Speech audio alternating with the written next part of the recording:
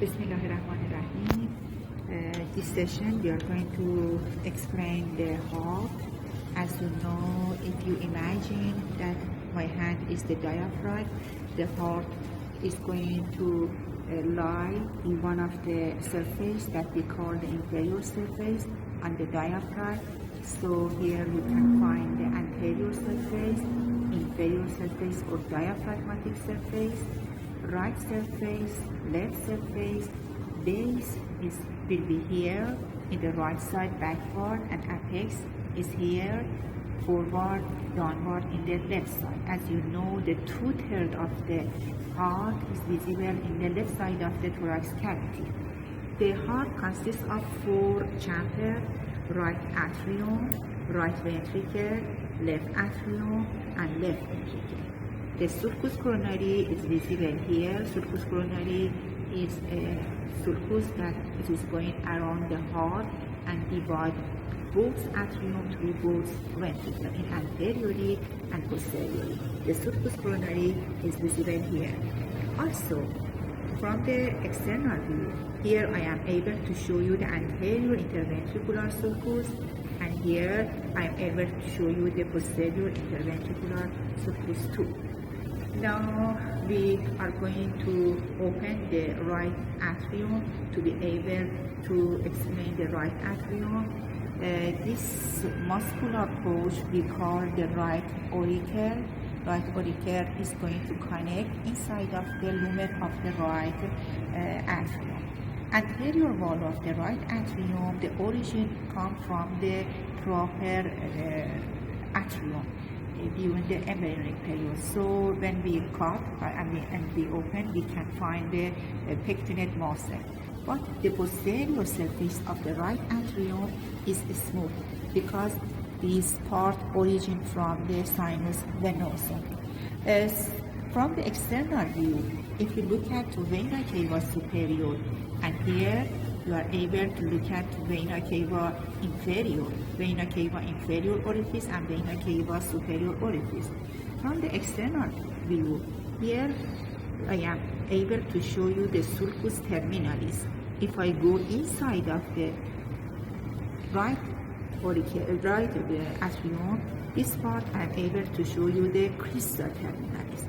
So crista terminalis from the internal view and sulcus terminalis from the external view. Now look at to the superior vena cava without wall, inferior vena cava with a rudimentary valve that we call the valve of the vena cava inferior, and the right atrium is going to connect to the right ventricle through the right atrioventricular orifice. This right atrioventricular orifice is going to be guarded here by a valve that consists of 3 cusps. We call the tricuspid valve. Inside of the right ventricle, I am able to show you the inflow and outflow. Outflow of the right ventricle, here we call the infundibulum or conus arteriosum. Arteriosus superior to infundibulum, you can look at to the orifice of the pulmonary artery, and this part is going to guarded by a valve with 3 seminolar cusps. If you look at to the cusp of the pulmonary valve, the central, the middle, this part called the nodule, and lateral part, this part we call the lonule. So nodule is in the central part, in the middle part, and in the lateral part, this part we call the lonule. And this space behind each cusp called the sinus of the pulmonary artery. Inside of the inflow, we are able to show you 3 kinds of the muscle, 3 kinds of the trabeculae. Some of them are called ridge, some of them we call bridge form, and some of them we call the papillary muscle. If I look at to the right ventricle in this heart, I am able to show you the papillary muscle. From the apex of the papillary muscle, the chorda tendino are visible here. Chorda tendino are going to attach to the cusp of the tricuspid valve. And another form we call the ridge form. About the ridge form, you can pass, for example, your needle from the middle part of this muscle. One of them is here that we call the moderator bone. Moderator bone is one of the ridge form of the muscle. You can pass your pancet for forceps inferiorly because both ends attached to the wall of the right ventricle and the middle it is free. This form of the bridge form we call the moderator one. It is special because inside of this bridge form of the muscle, some of the bundle that depends to the conductive system are passing through this moderator bone, through this bridge form of the muscle. From the apex of the papillary muscle, chordae tendineae are visible here because the tricuspid consists of three cusps. So we have three group of the papillary muscle. One of them is visible here.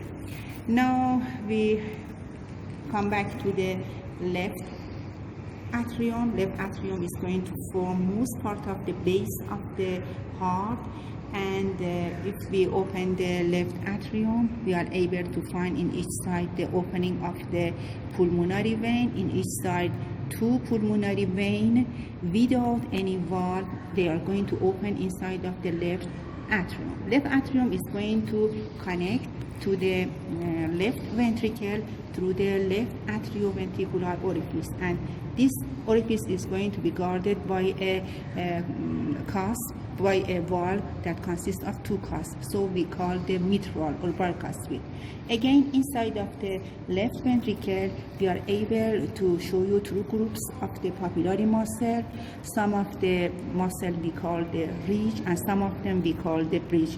About the bridge, again, we can pass your, look at here, the forceps in the middle, and both ends attached to the wall of the left ventricle. Please compare the thickness of the wall of the left ventricle and the thickness of the wall of the muscle in the right ventricle.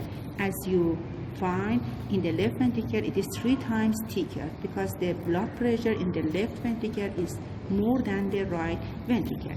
The outflow of the left ventricle called the vestibular of the aorta, and here we are going to look at the ascending aorta. At the beginning of the ascending aorta, again you can find a valve with 3 semilunar cusps. Please compare this semilunar cusp with the cusp of the pulmonary artery. The cusps here are larger and denser than the pulmonary cusp. And posterior to each cusp, again, we can find the sinus. 2 of these sinus, look at here, one of the sinus are visible here. Inside of the aortic sinus, you can find orifice. This orifice belongs to the coronary artery.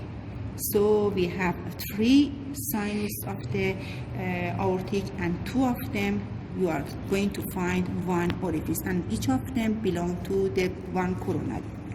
Now look at to the artery. From the ascending aorta, you can look at to the right coronary artery. Right coronary artery have some branch for the right atrium, for the right ventricle, and also have a branch that it is coming to connect to the we call the right canal. It is coming anterior to the infundibulum. From the right coronary, it is going to be found inside of the sulcus coronary in the right side.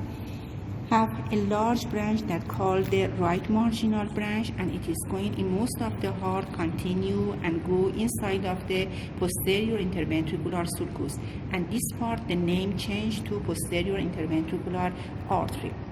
Now all of the right atrium and most of the right ventricle are going to supply by the right coronary artery. About the left coronary artery. Left coronary artery, at the first, it is passing posterior to pulmonary artery. Very soon, divide to 2 branches. One of them we call the anterior interventricular artery. This anterior interventricular artery is going to enter to the anterior interventricular sulcus. This branch arises from the left side. We call the diagonal branch. Have so many branches, such as this, that called the septal branch. This septal branch, when I show you from this side, you are going to look at the septal branch, and also have a branch that called the left conal branch. This left conal branch is going to anastomose with the right conal branch, and another branch that arises from the left coronary called the circumflex. Circumflex is going and enter to the sulcus coronary. From the circumflex, you can find the left marginal branch, and the circumflex also is responsible to supply the left atrium, left ventricle. Between the left atrium, left ventricle, inside of the sulcus coronary, in the posterior view, you can find the sinus coronary. Sinus coronary is visible inside of the sulcus coronary, and all of the veins are going to drain to the sinus coronary. As you know, here you are going to find the greater cardiac vein in the anterior interventricular sulcus. In the posterior interventricular sulcus, you can find middle cardiac vein.